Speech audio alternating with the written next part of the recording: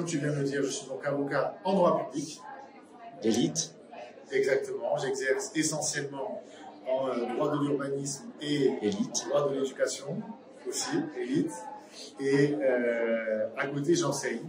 J'enseigne la protection des libertés et des droits fondamentaux pour les examens qui préparent, pour les étudiants qui préparent l'examen d'entrée à l'école des avocats.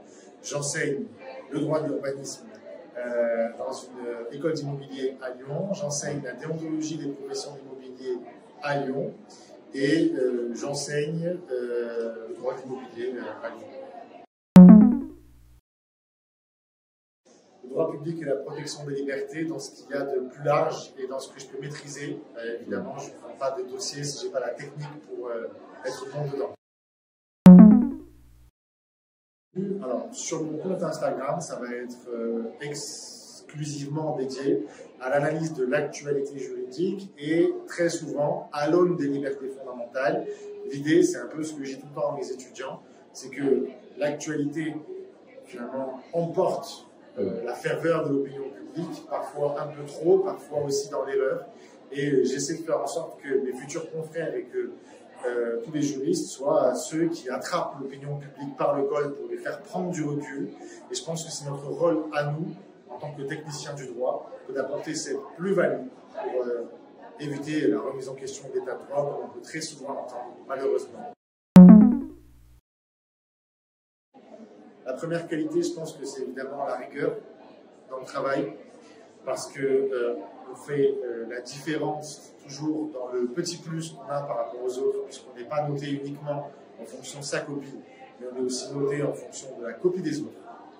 La deuxième qualité, je pense que c'est évidemment l'endurance, et donc ça implique la capacité de comprendre qu'on ne remporte pas un championnat du monde en s'entraînant à fond tous les jours. Il faut parfois savoir se reposer, et que le repos, c'est parfois même la partie la plus importante du travail. Et dernière qualité, je pense, c'est l'humilité, notamment lorsqu'on n'a pas eu l'examen une première fois, parce que beaucoup de ceux qui n'ont pas une fois, deux fois, trois fois, ont en fait la même première tentative, deuxième tentative, troisième tentative. Il faut être capable de se remettre en question, capable de se dire que la différence se fait sur plein de petits 0,25 et qu'il faut chercher en soi ce qui ne va pas, avant de chercher ce qui a pu nous préjudicier au sein d'un IEJ, d'une prépa ou dans notre vie personnelle. Si vous avez fait le choix de cette profession, c'est que vous savez que vous en êtes capable, donc ne laissez pas la pression et vos échecs précédents, ne laissez pas en fait s'ingérer un doute dans votre motivation, persévérez, continuez de croire en vous et vous verrez, ça va passer.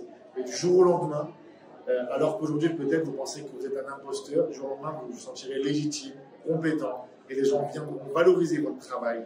Et ce sera en fait le fruit de la persévérance qui est la vôtre aujourd'hui. Moi, je suis le symbole de l'échec à l'école et aujourd'hui, ça marche bien. Mais en fait, je ne fait que récolter le fruit de la persévérance d'il y a quelques années et j'aurais certainement eu moins de difficultés à me motiver à l'époque si j'avais pu parler au moi d'aujourd'hui et raconter au moi d'hier ce que je fais aujourd'hui. Donc, persévérez, croyez en vous et la projection de l'avocat que vous voulez être, ça deviendra une réalité dans quelques mois maintenant.